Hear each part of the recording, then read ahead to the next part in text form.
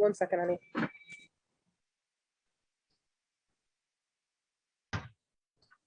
How do we get them to see my face?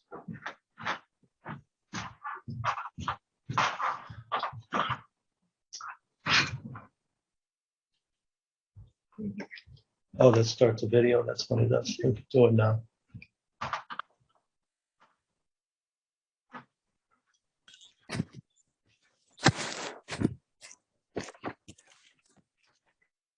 Good evening, everyone, and thank you for being with us here this evening. I'm calling to order this OMBGA, Operations Management, Budget, and Government Accountability Committee meeting to order.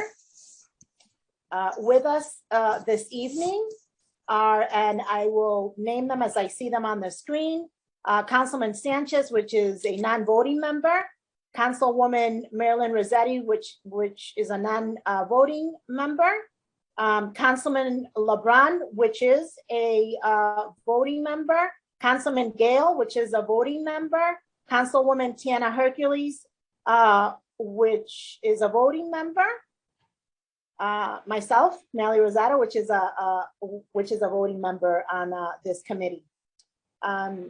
We also have from Corporation Counsel, Attorney Richard Vasello, from DPW, our Director, Michael Looney, our CFO, Jennifer Hockenhall. We also have Corporation Counsel, Richard Howard Rifkin. Bear with me as I read everyone's name. And then members of HEDCO, could you please identify yourself? I don't see your names on the screen. I just see HEDCO, so. Good afternoon. Good evening. My name is Patricia Geronimo. I'm the CEO for HEDCO. Good evening, everyone. My name is Kim Hawkins, and I am the President and CEO of HEDCO. Wonderful. I also believe we have representation from Murphy Road Recycling. That's correct. It's Ed Spinella. How are you? I'm the counsel for Murphy Road Recycling. Welcome, welcome. Thank you. So the first item on the agenda is Mayor Bonin with a company resolution authorizing the city to accept the assignment of all HEDCO Incorporated portfolio of non-performing business loans created with community development block grant funding. And the resolution reads, whereas the city of Hartford seeks to support the growth of local minority-owned and woman-owned business in the city in order to create and retain jobs for its residents and thereby provided community stability, and where the Hartford Economic Development Corporation, HEDCO Incorporated, together with the Spanish American Merchant Association, also known as SAMA, has offered and continues to offer several loan programs that are designed to generate economic growth and stability. And whereas the HEDCO Incorporated SAMA revolving loan programs are designed to ensure small business owners have access to capital to encourage growth and stimulate small and mid-sized industries and business, resulting in the creation and retention of jobs in the community they serve. With that said, I am going to turn it over to Corporation Counsel from the administration. Yes, Councilwoman Tiana Hercules. I was just respectfully ask through you if to be recused from discussion on this item. If I could, just in all transparency, my ex-husband did have a loan for a business through HEDCO. Don't remember what year it was, but I believe it is one of the listed loans on the list. So I would ask if I could just maybe go off of the Zoom, and if somebody could text me when this matter is done being discussed. Absolutely. Just avoid any conflict. Thank you. Absolutely.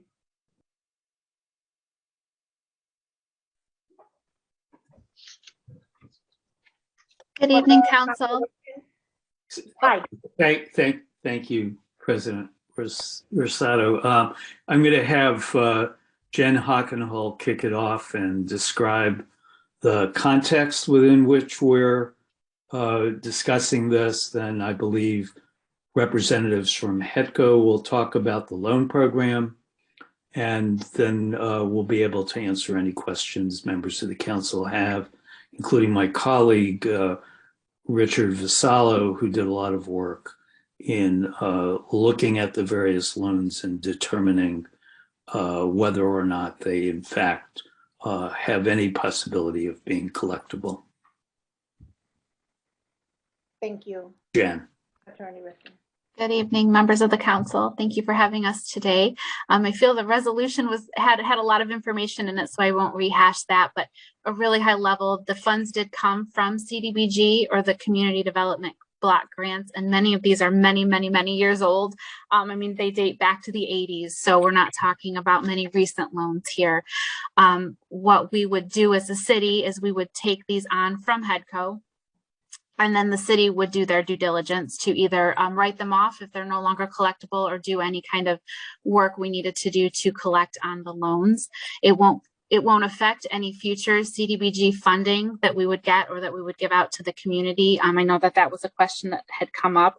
We don't feel like many of these are collectible, so we're not talking about a lot of proceeds here, but it would really just allow HEDCO to move forward with their mission to grant loans to businesses in Hartford. So with that, I think I'll just turn it over to Ms. Hawkins and have her talk a little bit about this, and then maybe Rich can talk a little more about what we did, and then if there are any questions, we can Okay, all right. Again, good evening, and thank you for entertaining us this evening. It's been a long time coming. So as you know, HEDCO has been involved with the city of Hartford for over 40 years. And as a part of the initial introduction to the city with HEDCO, we were part of the Merchants Revolving Loan Fund.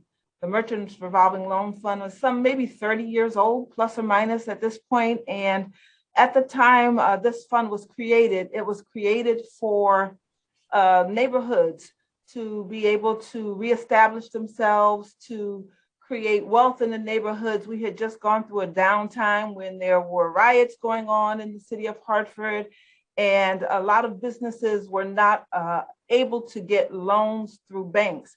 And so this fund was created for us to be able to provide those businesses who were denied loans from banks because they were either not capable of showing cash flow or whatever the issues may have been at that time, the ability to have resources available to them to establish themselves as businesses in the communities, building the communities, providing jobs for those in the communities, and then hopefully growing and stabilizing the community, which it has done over the years. And unfortunately, as time has gone on and different mayors have come into play, we were anticipating that loans would have been written off or handled in a manner in which the city would have taken them back or either written them off as we went along, so that periodically we knew we were going to have some loans that were not going to perform, but that it would not be something that would be then left to HEDCO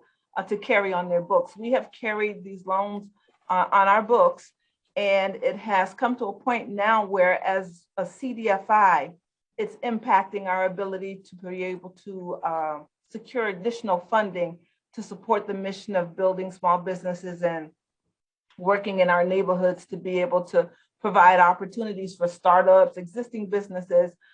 We just recently, a couple of years ago, I'll say, we applied for CDF funds. And because these loans were on our books, we were denied because of the rate, the default rate.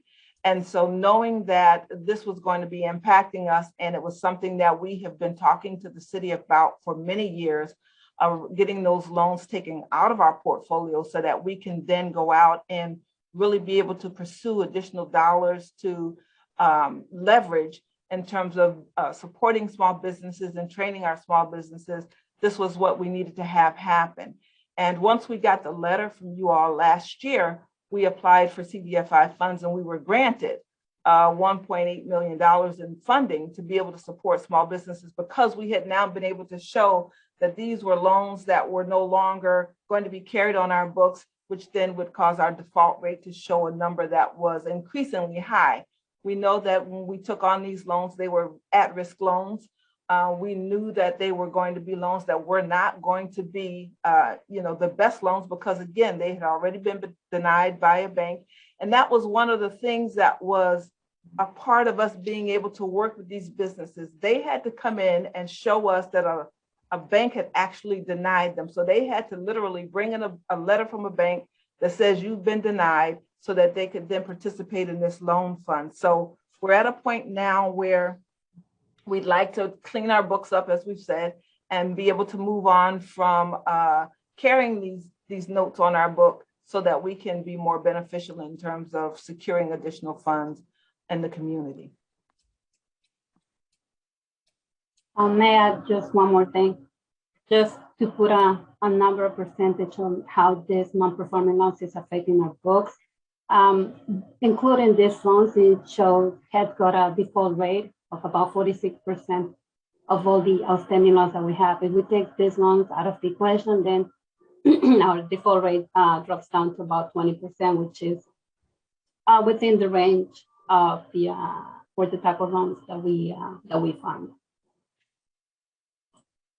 Thank you. Attorney Vassallo, do you want to add? Sure.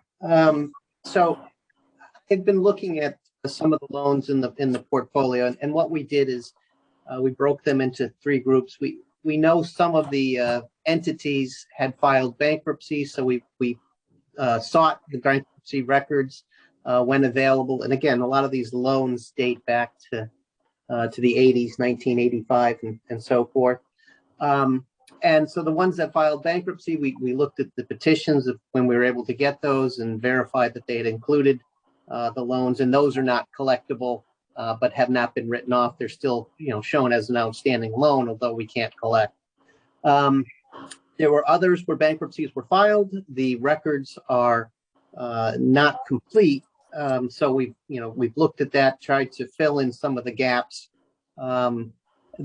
Those loans as well, the fact that the parties filed the bankruptcy, whether or not they had in fact included the HEDCO loan, it would be wishful thinking on our part that we'd be able to collect, especially since, they would have been able to go in and amend their petition to have included a debt at the time. And then the last group are the ones that there was no filings. The parties just had stopped paying, and what I had done, I had looked through, through use of the internet sleuthing and some other things. We had found where some of the individuals that had guaranteed these loans, the businesses had ceased to exist. Some of the individuals had died. So we've taken those records and collected them. The businesses that were operating, we looked at the locations where they were operating, looking at our assessors' records and finding that these businesses are no longer in these locations. Sometimes these addresses are no longer existent. The properties have been combined with other properties. One of the properties on Washington Street comes to mind, where the the Walgreens is now located. I believe had been a location for a restaurant earlier. So we basically took a dive into some of these to see, and of the sampling that we had done, and there's still more work to be done, but of the sampling, about 10% of the group where they had not filed bankruptcy, it appears as though there might be one loan that had been partially repaid, where there might be some ability to reach out. Another one, there's an individual who is still around, but I believe of advanced age. And other than that, the rest of them whereabouts are unknown. So certainly trying to collect when you can't find the individuals, you can't find any sign of them, would be very difficult. So that's just an idea of what we had done in looking at these. Thank you, Attorney Vassallo. Are there any questions from committee members? Councilman LeBron? Yes, and through you, Madam President, Madam Chair. The question I have in terms of the sampling was 10%. So we were provided a list over the weekend of some of the A, B, and C loans. Was that list exhaustive, or is that list the 10% sampling? 10% of the A listing, the ones where there were no filings. So I think there was about 120 or so loans on that. Okay. So But just, but to answer Councilman LeBron's question directly, all the three lists that were sent to you are the exhaustive list of all the outstanding loans. thank you both. And then a follow-up question, Madam President. So through you, I guess this question is for HECO. What is the percentage of folks that actually paid back the loans that were initially received? What is the like positive rate? I don't know what the proper term is, but folks that actually are in accordance or in good standing in regards to HECO loans. What is the As of today, currently it's 3%. Okay. So 3% of the loans provided by HECO are actually in good standing? You mean our total portfolio or just related to this account? Oh, no. I just in general, the total portfolio. I'm sorry. Portfolio. Excuse me. Okay. Yes. The total portfolio is only 8 loans, which is pretty much 3% of the total portfolio. No. He wants to know what the total out of all of the loans that we have, how many of them are current? It's more than 3%. Well, I was looking at the total number, 271. Say that again? No, we're not talking about the we're not talking MRLF only. We're talking about the entire loan portfolio for HECO. Just 8 loans. Patty, we have 400 something loans. We're talking about the entire loan pool. All of our loans. Oh, all of our loans. All Okay, of our sorry. loans. I'm thinking all of. There's somewhere around 80%, I believe, in terms of them being current. I think the last report we got was somewhere between 80 and 86% of our loans being current. And that's Thank you. okay. If you don't have that information, you can email Right. us, okay? Yeah. If you can email us Okay. whatever. Thank you. Are you all set, Councilman LeBron? Yes, Madam Chair. Yes, thank you. Councilman Sanchez, you had a question? Yes, I'm not a member, but can I still ask a question? Absolutely. Okay, thank you. And through you, Madam Chair. So my question is this: of all the 46% that you did a research on 10% of the 46%, and have you done the research to find if there's any way we can place liens, or are there any properties that we can collect from? Is that question for me? Yes. Thank you. Yes. In looking at the individuals, that 46%, I did do searches on the land records to see if there were any properties in the names of those parties, just to see if they were anywhere located. A lot of these, businesses didn't own the properties that they occupied, and they didn't come up as property owners anywhere in the city.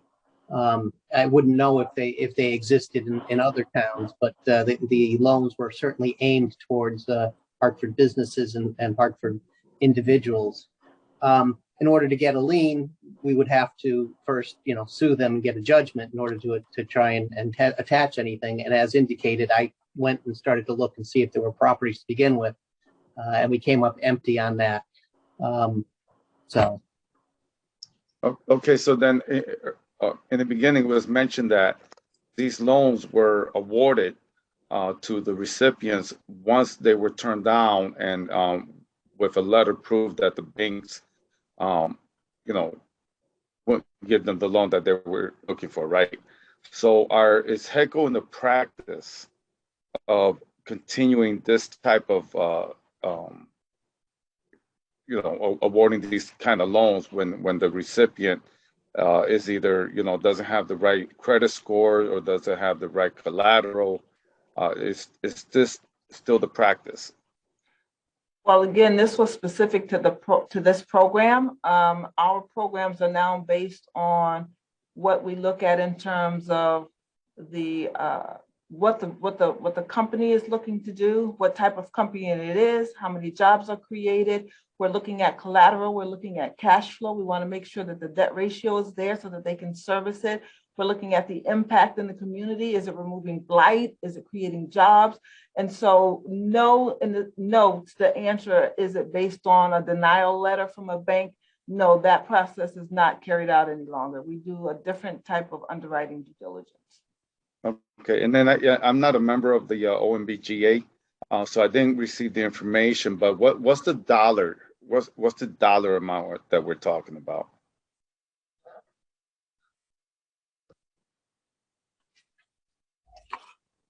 So you want the total amount of the default loans?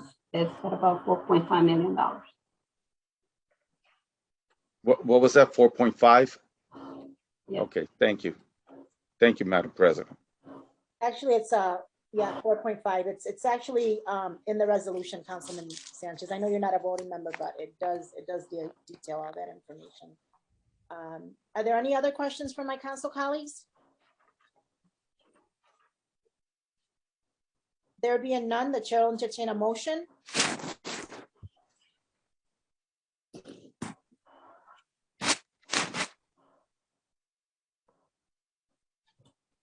I motion that we send this back to council favorably. Is there a second?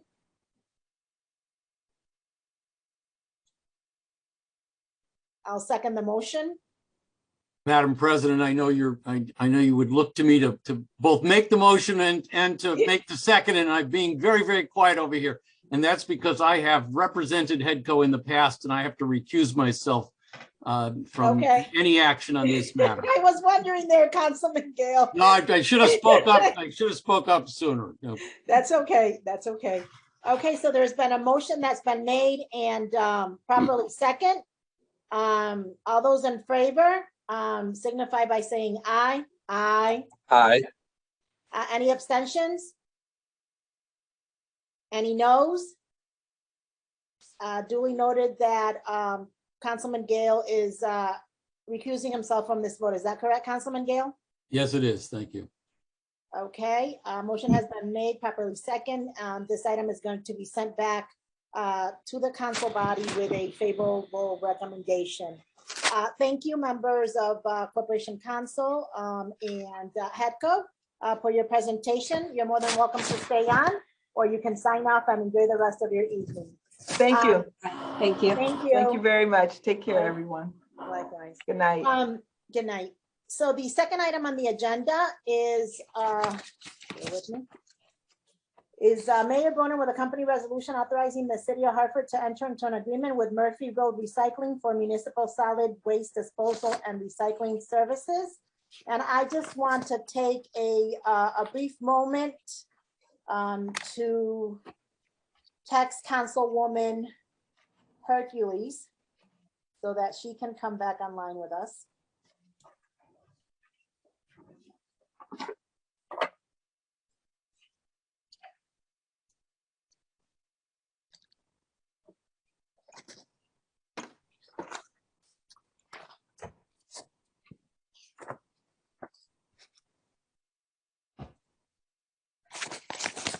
So municipal solid waste disposal and recycling services agreement between the city of Hartford and Murphy Road. With us this evening is Corporation Counsel, Director Looney, and members of the Murphy Road Recycling.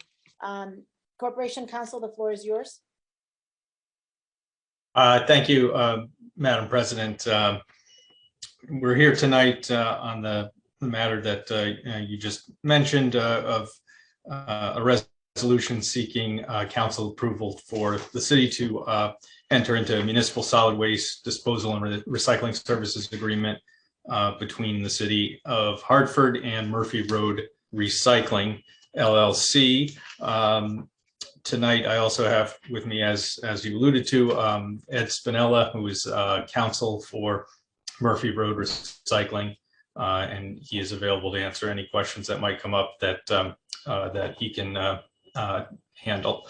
So what I'm going to do now is I'm just going to share my screen very quickly And while you do just- that, Director Looney, I want to acknowledge that Councilwoman Tiana Hercules is back on with us, and also our Majority Leader, TJ Clark, which is also a co-chair and voting member of this committee. Thank you.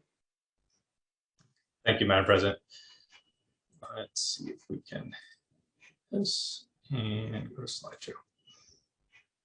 Okay, can everybody see that? Yes. Okay, good. Got it to work. Thank you again, Madam President. Good evening, council members.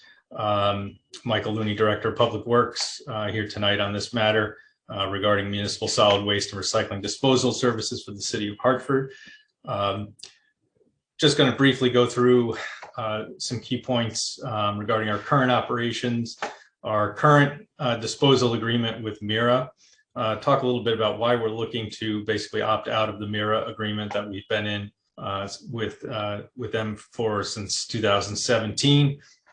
Talk a little bit about the operational considerations that went into the selection process that resulted in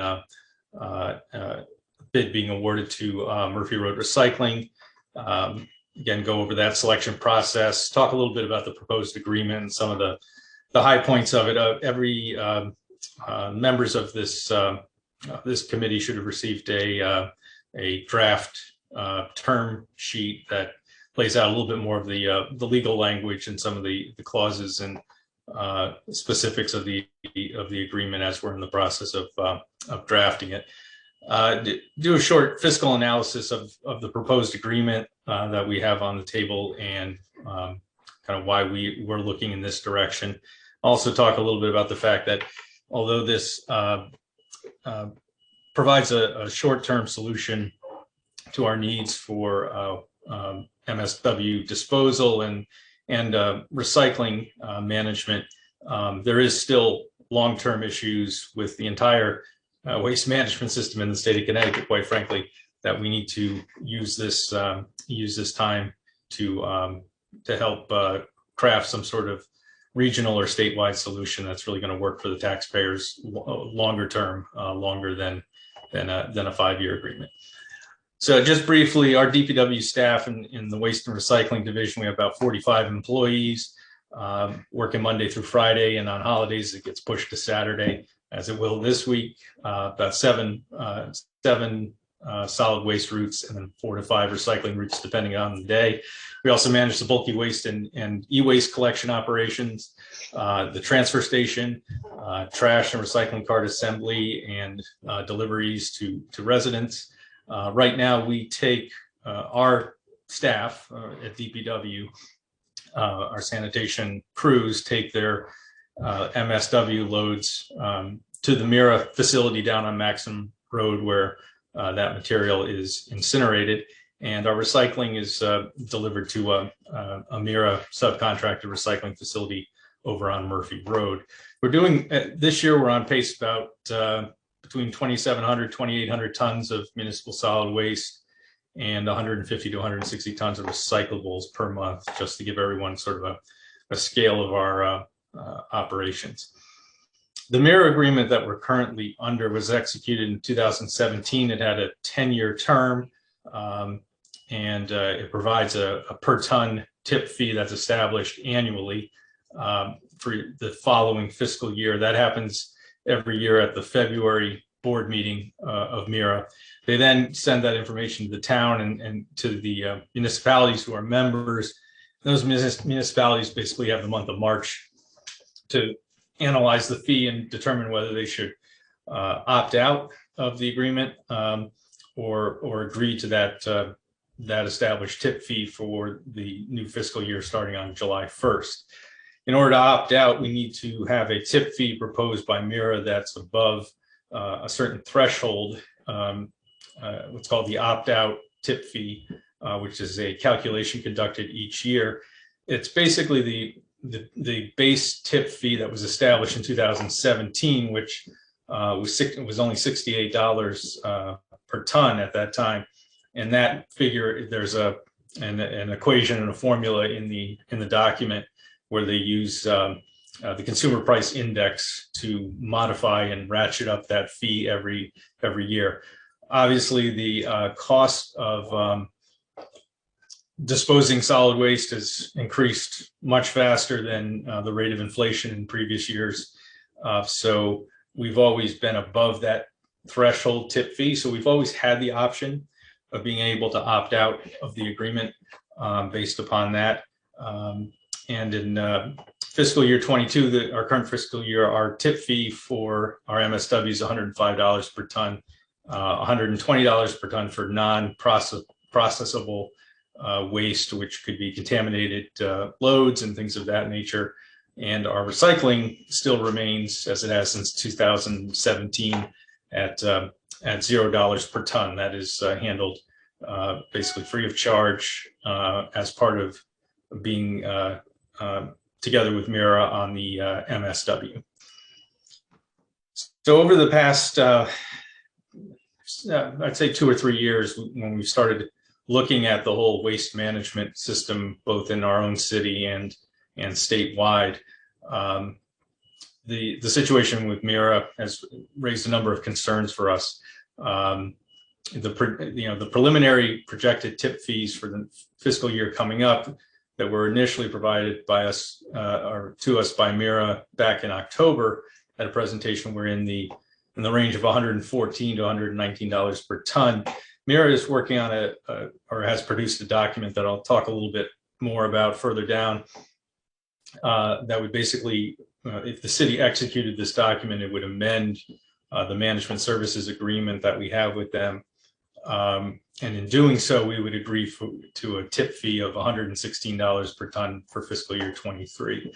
So you could essentially say that would be the tip fee we're looking at for next year if we stayed with MIRA.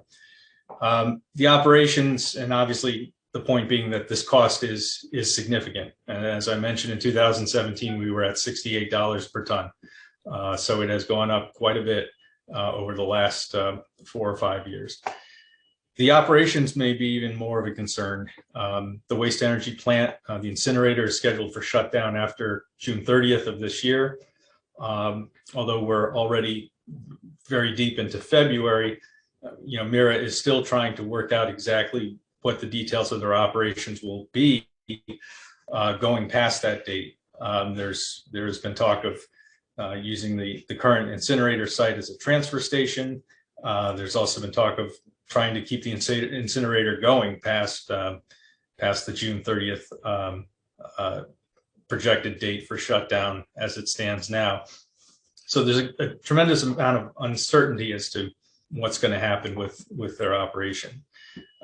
This MSA amendment that I mentioned above, if that is executed by member municipalities, we'd be essentially locked into our agreement with MIRA through 2027, unless the tip fee established each year in February was above what's a significantly higher opt-out tip fee than what we have now. The opt-out tip fee is calculated off of $68 a ton right now.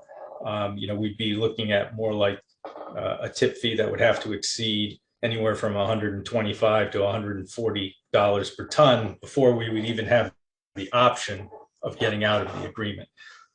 So it's a much higher bar to get over in order to be able to go outside of the MIRA framework to have our solid waste and recyclables handled by someone else. And currently, beginning last year, East Hartford opted out of the MIRA arrangement.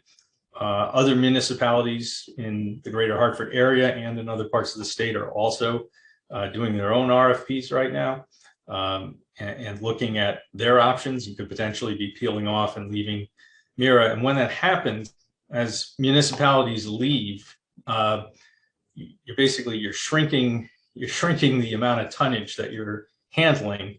But then, when you divide it by the cost, the per ton cost actually starts to go up the more tonnage that leaves the system.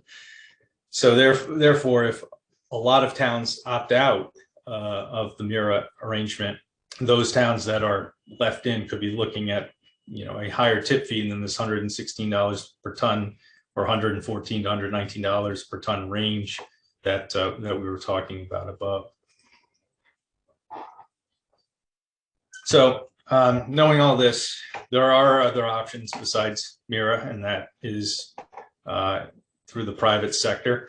However, we have two critical components that we were looking at when we started analyzing whether we should go look for other options, and that's time and distance. Right now, having the MIRA plant right in town, having the recycling facility right in town obviously has certain advantages, being close to our operations and convenient to get to.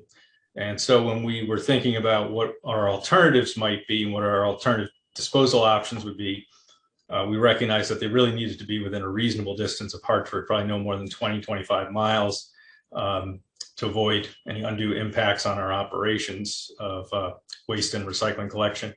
Because, you know, excessive distance, as I got here, presents two problems. Again, it's time and distance. Too much time spent traveling back and forth to a disposal site that's far away. It takes away time from your operations, which can have result in your crews having to work a lot more overtime to finish their routes, as well as dispose of the waste before the day ends. And then just traveling that extra distance puts additional strain on the equipment, on the vehicles, and that can lead to higher maintenance costs, repair costs, and obviously the fuel that's spent driving to and from a disposal facility. And if we lose trucks because they get too worn down, again, that's another issue that we would have to deal with, and you know, could potentially impact our operations. So given the concerns that we had with the option of remaining with MIRA, we decided to go out with an RFP for these disposal services. We did one in the spring where we got 2 responses, but no pricing information was submitted. So we retooled the RFP to a certain degree, reissued it in the fall, and we did receive responses to that one. During October, November, we procurement created the selection panel. It consisted of myself, Leanne Rawls, our head of finance, and our CFO, Jen Hockenhall. And then we reviewed the proposals and conducted interviews this past November. And in December, we settled on the selection of Murphy Road Recycling. And so we are now in the process of contract negotiations. This is actually the evaluation sheet from the RFPs that we completed. If you can see, you know, technical understanding, background experience, very similar scores, presentations also pretty similar, but the big issues in terms of the Murphy Road Recycling compared to the other bidder is proximity of facilities for the disposal, which were much closer for Murphy Road Recycling, and also the proposed fees and costs, the tip fees, were substantially more attractive from Murphy Road Recycling. So the basic framework of what we're looking to enter into here is a 5-year agreement that would include 2 potential 5-year extensions to the agreement. So that would be a total of 15 years. Services would begin this July. The proposed tip fee for fiscal year 23 would be $103 per ton for the MSW, and $125 per ton for non-processable waste. We have a fixed schedule of tip fees as part of this agreement. That is something we don't get with MIRA. Every year we have to wait until to see what MIRA decides for the tip fee. As part of this agreement, we know what the tip fee will be in fiscal year 27, which is $122.72 per ton. So it eliminates that level of uncertainty, and obviously that tip fee is very close to what MIRA is looking to charge now in 2023. So that obviously has certain cost and economic advantages to us. Recycling will also remain at $0 per ton, the same as we have with MIRA now. Our MSW, our municipal solid waste, will be disposed at Murphy Road's facility on Murphy Road right here in the city. Our recyclables will be taken by our crews to Murphy Road's facility in Berlin, which is about a 10-mile drive from Hartford. So that's within the range of what we consider a reasonable distance from the city to be able to go without having any untoward impacts on our operations or our equipment. There's some additional fees for contamination items, tires, propane tanks, computer monitors, things of that nature that get mixed in with MSW from time to time. And it's important to note that this agreement covers just the MSW and the recycling that our crews at DPW pick up from residential properties. The private haulers who currently operate kind of under our agreement with MIRA now would have to make their own arrangements with disposal facility operators like MRR, or they could make an agreement with MIRA as well. I believe that would be possible. So just looking at the rather simple arithmetic, we can, just in year one, we can see considerable savings. Right now, we're on pace for about 33,000 tons of MSW for this fiscal year. So if we trend that forward, assume it's going to be similar in fiscal year 23, you're looking at a savings of over $400,000 potential savings. Obviously, that number is going to vary considerably depending upon exactly how much tonnage we get and if there are a lot of costs related to things like contamination and unprocessable waste. But it should be somewhere within that $350,000 to $500,000 range. It's very difficult to project the total 5-year savings simply because we don't have knowledge of MIRA's rate structure past this coming fiscal year. We're not sure what their rates might be in 24, 25, 26, and 27. And there's also just the existential question as to whether MIRA will even be able to continue to operate in future years, which is still something that we need to see how that shakes out. And again, as I mentioned, MIRA has never guaranteed tip fees for more than one fiscal year at a time, but now we have these solidified in a 5-year agreement. The long-term waste disposal situation in the state is still, this agreement is not going to solve the long-term solid waste management crisis that we're currently in Connecticut. And it provides us with an opportunity to gain another 5 years where we're set with our disposal services. And during that 5-year time frame, we're going to have to spend, really right from the get-go, time working as a region and as a state to come up with a longer-term solution, which really should be at the regional or state level, having individual cities like Hartford try to solve a much larger issue that affects a lot more people than just our 123,000 is a bit difficult to put on one town. So we're looking to work with our regional partners and with the state and try to be a leader in driving to an appropriate solution over the next 5 years that serves us well in the long term, while we have this relatively short-term agreement in place to keep us going. So we're going to need to keep solid waste management as the top priority issue going forward. So just basically summary, the proposed agreement with MMR is it's a cost-efficient alternative to MIRA. It provides us savings now and better financial certainty about our waste disposal costs over the next 5 years. It does this with minimal costs or alterations to our current operations, as well as avoiding disruptions or confusion for residents. And again, as I just mentioned, it provides us with 5 additional years to help work with other parties to see if we can come to a much better long-term solution that's more of a 20, 30-year solution as opposed to a 5. So that is just a summary of my presentation. I'll stop sharing now. See if we can do this, and be happy to take any questions you might have.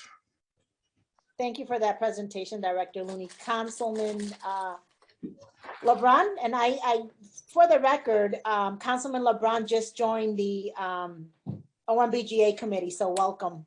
You have the floor. Thank you. And through you, Madam Chair, the first question is, and maybe it may be a big question or maybe a little question. I don't know how to frame it.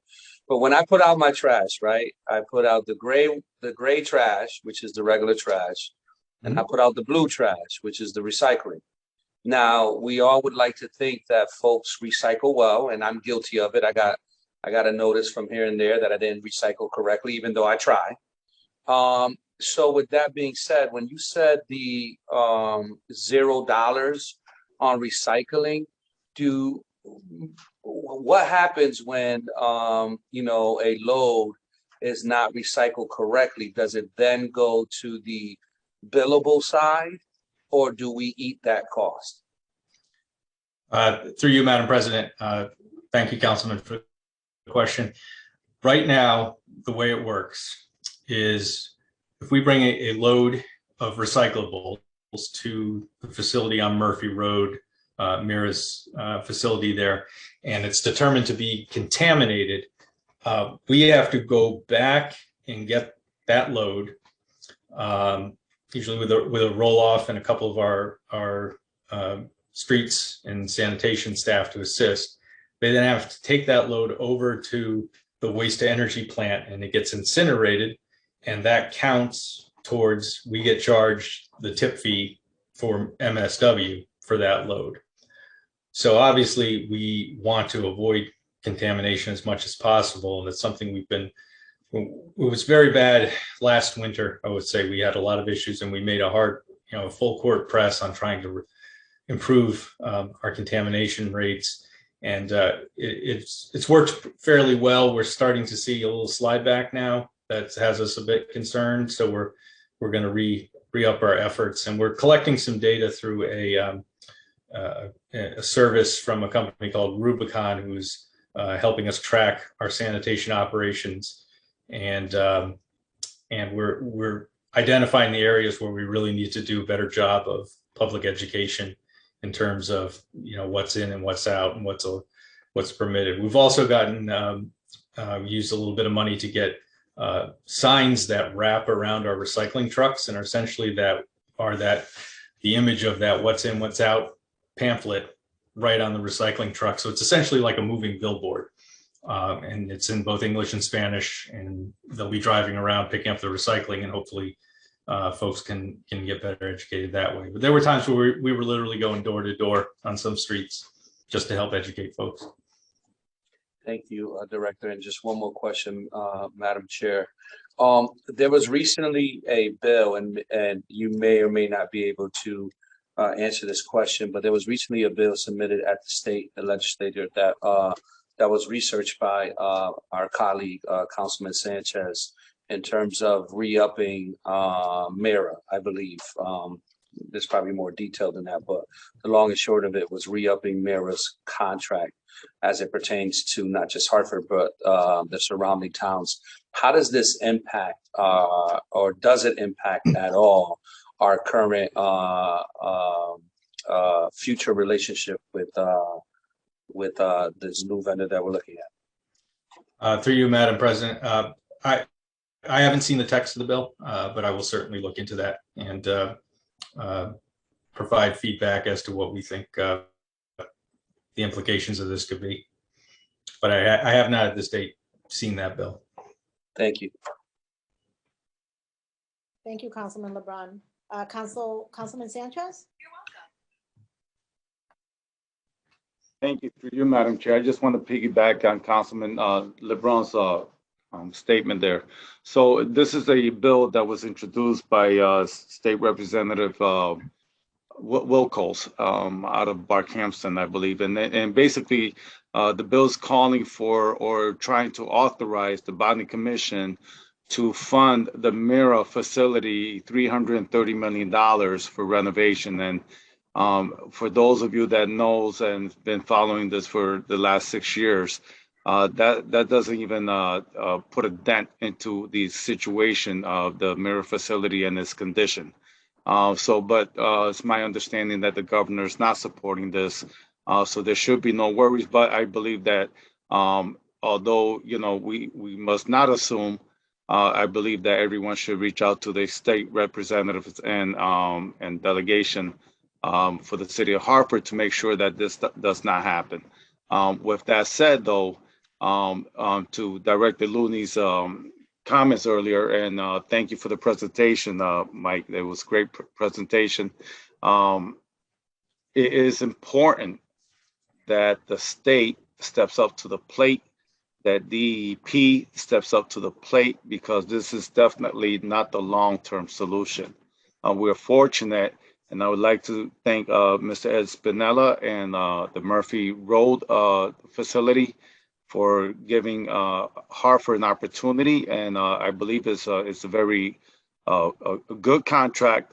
It saves us $500,000 a year, which I'd like to have a conversation later on with council, because I think this money can go back to DPW and help fund DPW to support the workers there so that they can work, and take care of the city.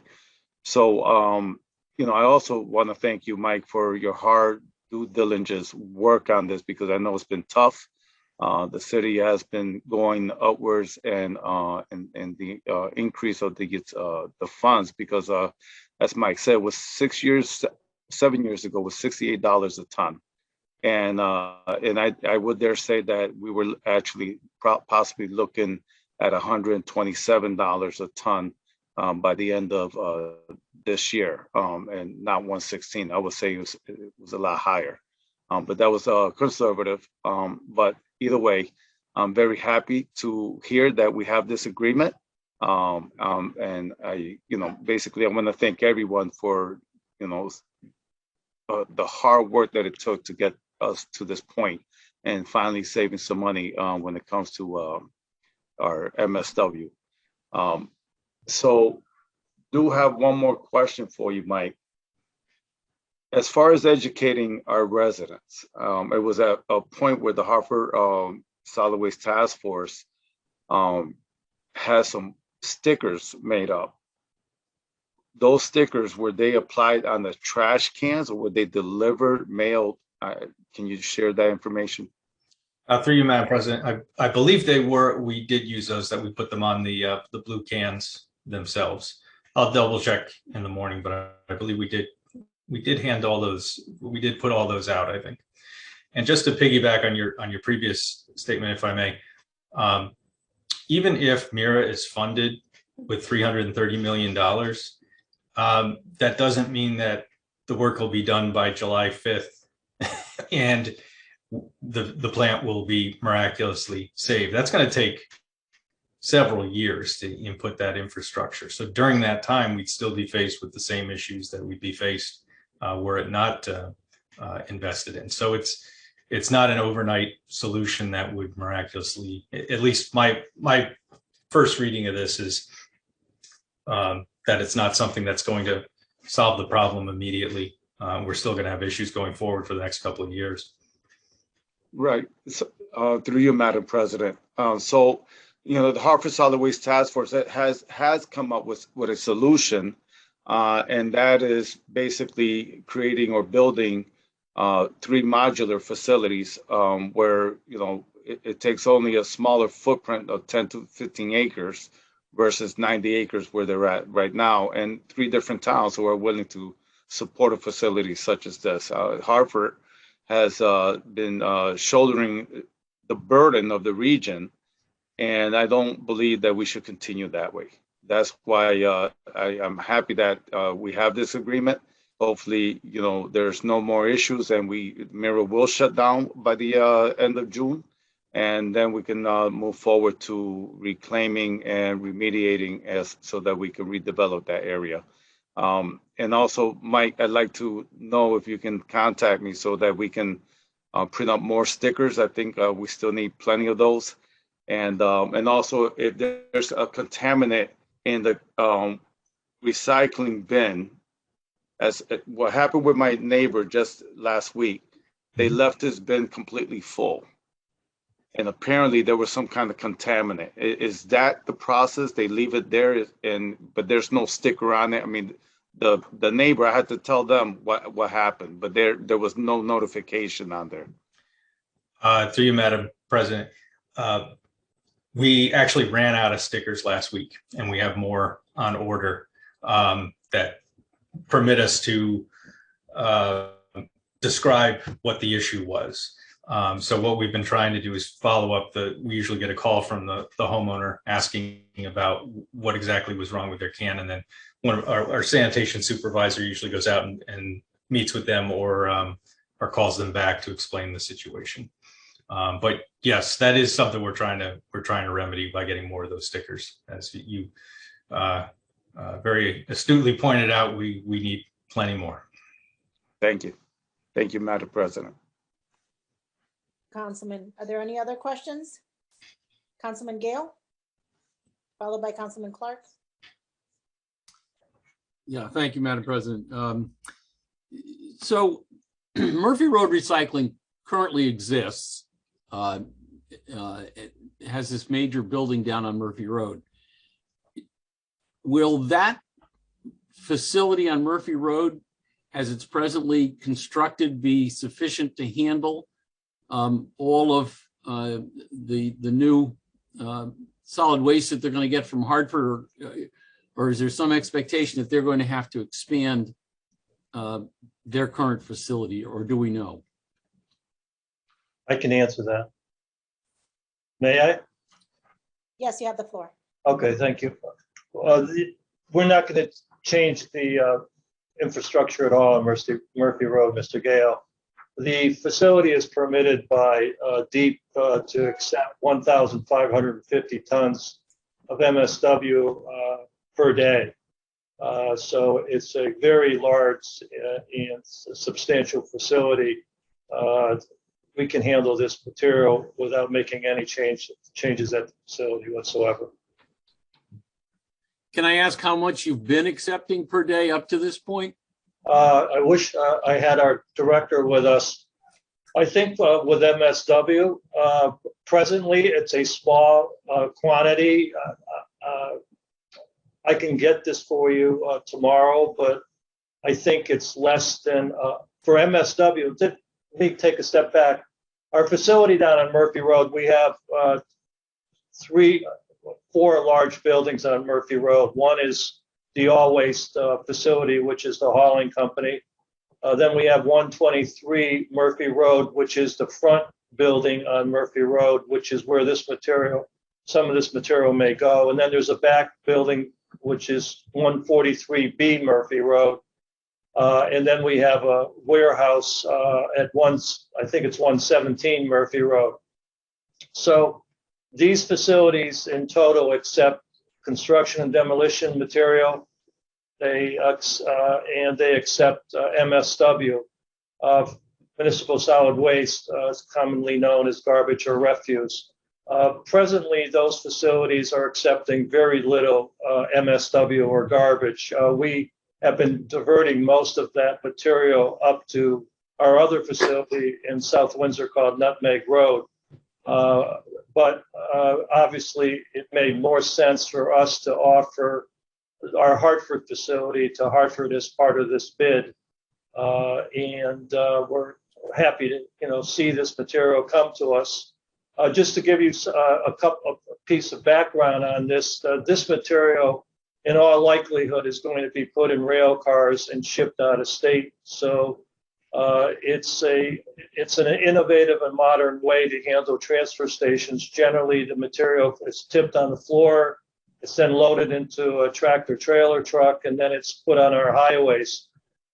We see that there's less of a carbon footprint with rail, and so you won't have trucks coming into the Murphy Road facility, which are tractor trailers, to have their trailers loaded, and then we're going to load those trailers and move that material onto the streets and on the highways to ship it out of state. We're going to put it on railroad cars at the facility. So I'm wondering to what extent you've looked at and have some estimates of the smell problem. What when it's mid-July, is this going to be any? I mean, I know the existing facility has a problem certainly from time to time. Right. Well, you've you have an array of odors down on that area already. But if you want to focus on the Murphy Road facility, when we went for this permit to have it modified not too long ago, we went to the environmental justice community.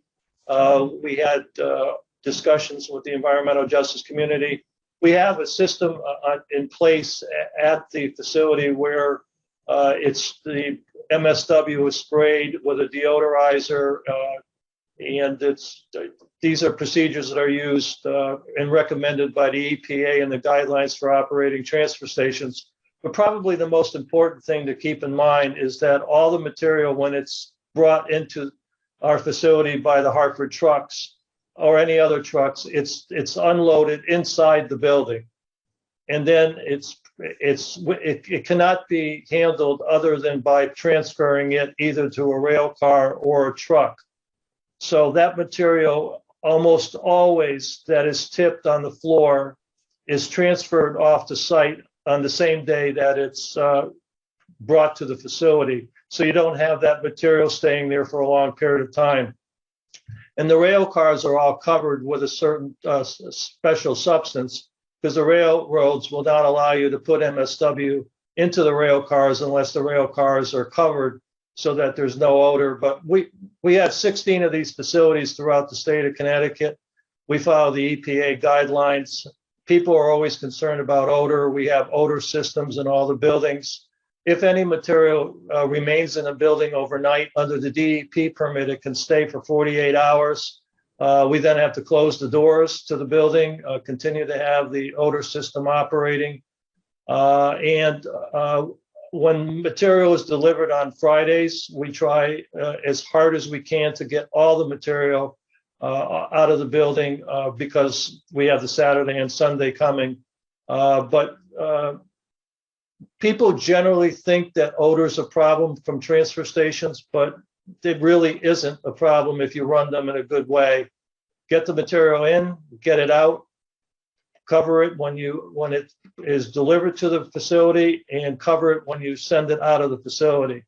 Sort of like when you put your garbage in your kitchen and you have one of those big containers like my wife does, and we put the garbage in and then we cover it. You don't smell anything when the cover's on it. It's when you uncover it that you smell it.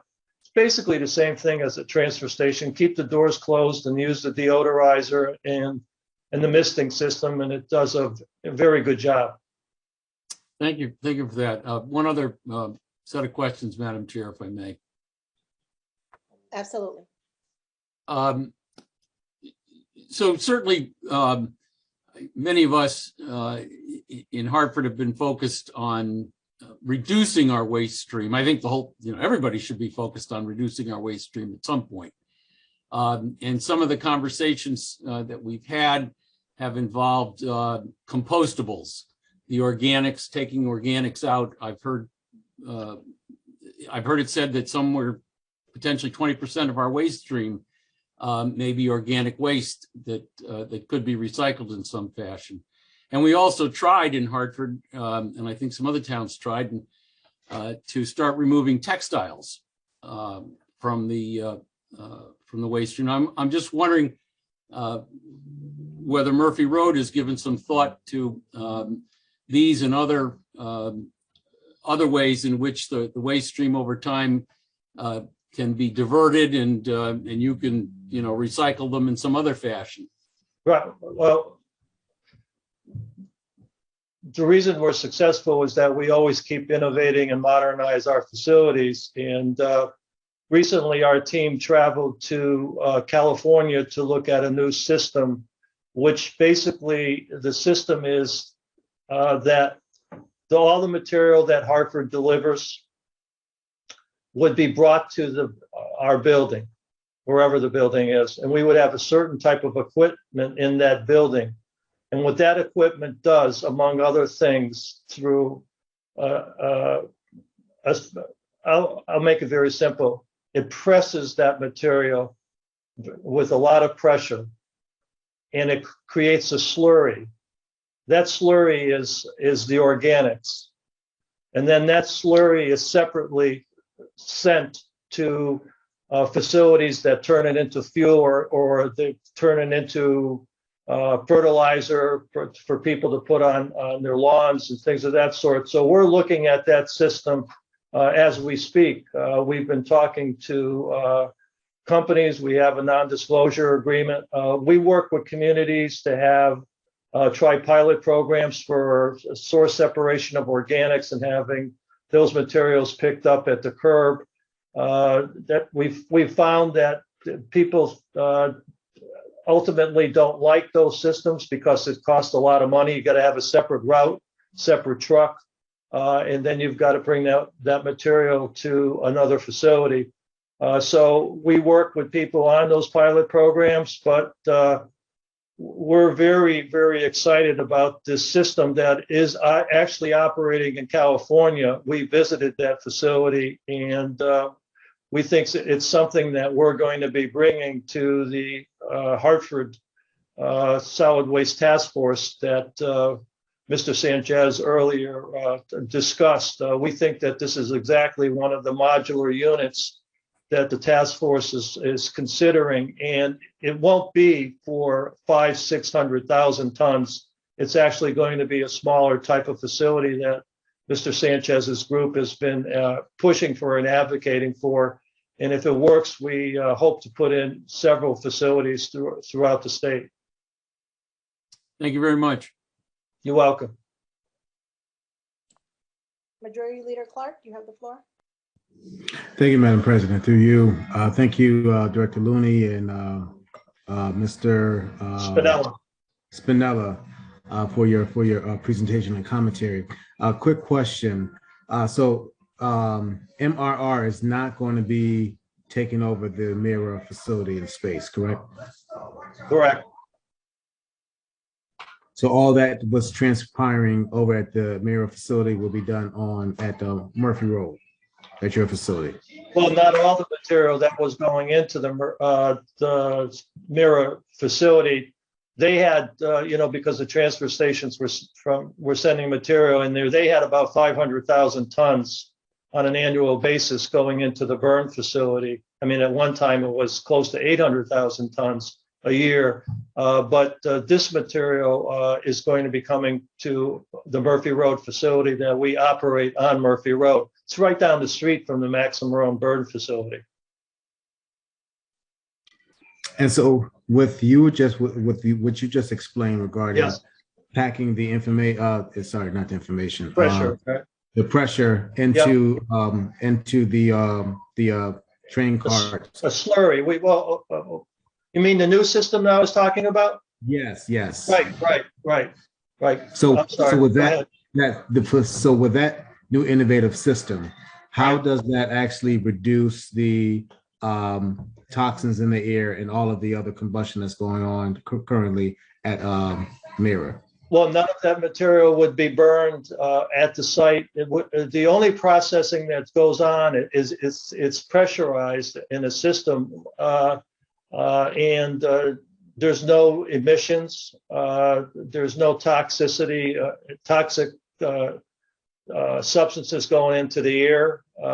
It's very safe, and naturally, if we do this, we would have to get the approval of the DEP. We're not going to put a burn facility on Murphy Road. I guarantee you that. That's what I figured. Okay. But thank you for that confirmation. How quickly would you be able to get the approval from DEEP? For that other process? Yes. It's difficult to say because DEEP goes through a very thorough process and it takes a long time. But I would imagine that if we went to them, because it's such a great idea that I think that DEEP would accelerate the permit application if we submitted one. Okay. Thank you. Thank you, ma'am. Are there any other questions from my council colleagues? And for the record, Mike, go ahead, Councilman Clark. No, go ahead. For the record, Mike, I want to concur with Councilman Sanchez's comment and Councilman Clark's for a thorough presentation. And Mr. Spinella, thank you for your comments. There being no other questions or comments, the chair entertain a motion. Madam President, through you, I'd like to make the motion that we refer this item back to council with a favorable recommendation. Second. Motion has been made and properly second. Are there any other discussions? Any other discussions? Those in favor signify by saying aye to send this resolution back to council with a favorable recommendation. Aye. Aye. Any abstentions? Any nays? The ayes have it. This resolution will be sent back to council with a favorable recommendation. Director Looney, thank you. Mr. Spinella, Corporation Counsel. Next on the agenda. Thank you, everyone. Good night. Thank you, Madam President. Next on the agenda are items 2.3, which is from Councilman Gale, Council President, Councilwoman Rossetti, Councilman Sanchez, with a company resolution requesting the Director of Finance and Purchasing Agent appear before council to review a procurement process.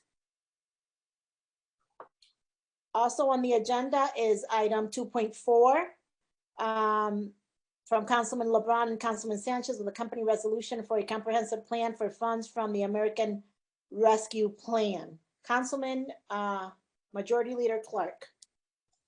Thank you, Madam President. Through you, I'd like to make the motion that we discharge items 2.3 and 2.4 to council with a recommendation for these two items to be sent to the Committee of the Whole for a date to be determined. I second the motion. A motion has been made and properly second. Are there any discussions? There being none, those who wish to send this back to council with a favorable recommendation to discharge the item for a future date determined by our next council meeting, signify by saying aye. Aye. Aye. Any abstentions? Any nays? There being none, the ayes have it, and these two resolutions will be sent back to council with a recommendation to be discharged from the OMBGA committee to be referred to a committee of the whole in the near future. With that said, that concludes our agenda. Madam Yes. Chair, yeah, Yes. one question if I may. Yes. I'm a little I'm confused and maybe I missed something, so my apologies. But I know we had this resolution asking the assessor to come before some committee and provide us with information as to all the current tax relief programs that the city provides, especially to our elderly and our disabled and our veterans. And I know that was in front of Councilman LeBron's committee last week, although the assessor wasn't there, it was on that agenda. And I believe I said to him, I had thought it had been sent to OMBGA, but I don't see it on tonight's agenda. So I'm just wondering, has this been lost to the netherworld, or is this still going to come up on somebody's agenda? It will come up on the next agenda, and I need to verify that with David. And you are correct, Councilman Gale. Last week you brought that up, and I did have conversation regarding that resolution. So we will get back to you sometime tomorrow with an answer on that. So we expect it to be on OMBGA's next agenda. Next agenda, or it could be part of the committee of the whole. I think that this item that Councilman Gale is referring to was actually sent to committee of the whole. I don't recall that it being referred to OMBGA. Okay, well, we'll get clarification on that tomorrow, Councilman Gale. So, Madam President, if you will, Yes. just responding, Councilman Gale. So I think I was supposed to discharge it, Councilman Gale. I think with our new iCompass system, it just kind of happened that way. I was supposed to discharge it, and because our last Louis meeting went for so long, it was an oversight of mine. So I want to apologize for everyone for that potential logjam. But thank you, Councilman Gale, for bringing that up. So it is as part of the, it was coming up as part of the Louis. And I don't think we had an opportunity to discharge it. But again, if it was incorrect to begin with, I guess we could move forward and I don't have to address it at my next committee meeting. Well, it sounds like, assuming majority leader is correct, that it was indeed also sent to a committee of the whole, it'll come up on that agenda, but maybe we should just check it to make sure it's in the pipeline somewhere. Absolutely. We'll get back to you on that. There being no other agenda item, this meeting is adjourned, and please join us for our regularly scheduled public hearing at 7 p.m. this evening. Thank you and good night.